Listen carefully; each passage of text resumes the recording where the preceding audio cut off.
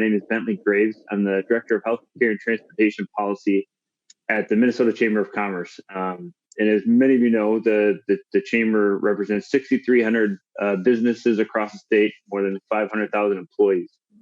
Our members span all industries. They span size of business, everything from our large fortune companies down to sole proprietors and mom and pops. And we're proud to represent businesses in all corners of the state, all over the state. You'll hear, I think, more feedback today from kind of specific sectors of the transportation stakeholders. But I appreciate the opportunity to just bring you some kind of broad perspective from the state's business community about the importance of investment in the state's transportation infrastructure. Hopefully all of you know that the Chamber has been a long supporter of investments in the state's transportation infrastructure to ensure businesses' ability to get their goods to market and their employees and their customers to their door.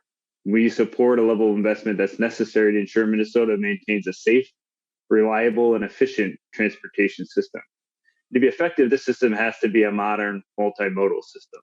And just to be clear, that certainly includes roads and bridges and transit, but it also includes an efficient freight and port system that enhances Minnesota's economic competitiveness in national and international markets, and an aviation system comprised of both aviation and business aviation that provides Minnesota businesses and business travelers reliable, affordable, and efficient access to markets across the country and around the globe.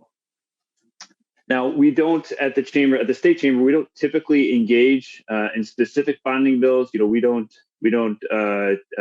take stances or positions about their size, about their structure, or about how the resources within them are allocated.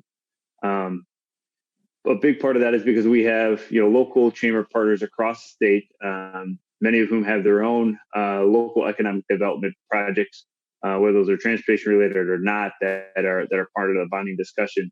And we certainly don't want to take away from the advocacy efforts that they put into positioning those projects for funding the bonding bill.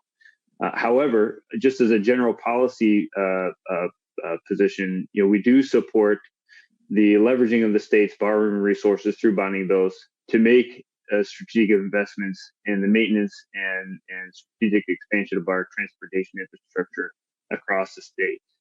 As previously noted, these are projects that serve an important purpose in the movement of goods across the state, both goods and people across the state, in the movement of our commerce and the state's economic competitiveness.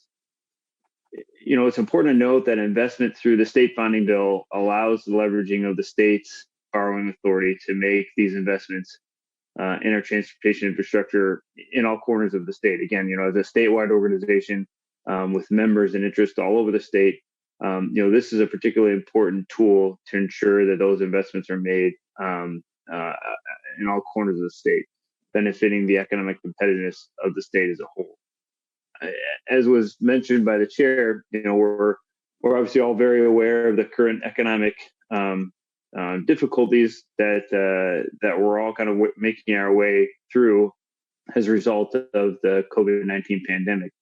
And I think it's also important to note that investments in infrastructure, particularly transportation infrastructure, can certainly help lay the foundation for important economic activity as we come through this COVID-19 pandemic and look toward economic recovery. Even more so for those projects that are kind of shovel ready and can be undertaken now at a time when traffic, both in terms of people and goods, is lower. Investment in these projects now can mean less impact on the traveling public and the movement of commerce. It can also mean a safer work environment for workers, and frankly, an overall environment where efficiency can be leveraged to in the delivery of these projects to deliver them hopefully faster and safer.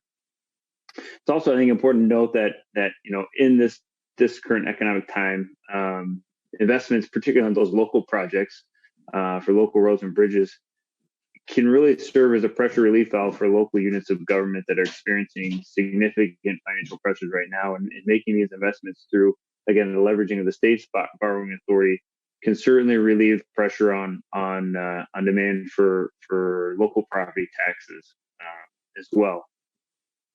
So again, I think you'll hear from specific sectors in a moment with probably more in-depth detail about what investments can mean.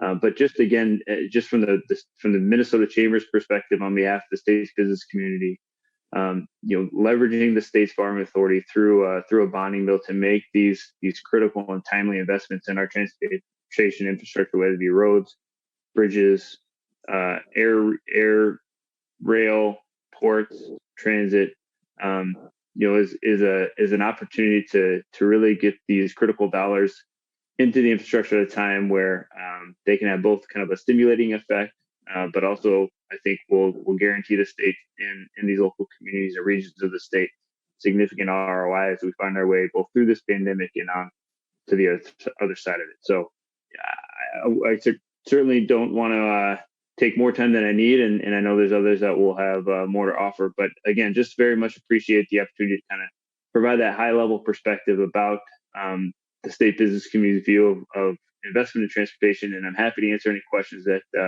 any of you might have. But again, Mr. Chair, thank you so much for the opportunity and the invitation to testify today.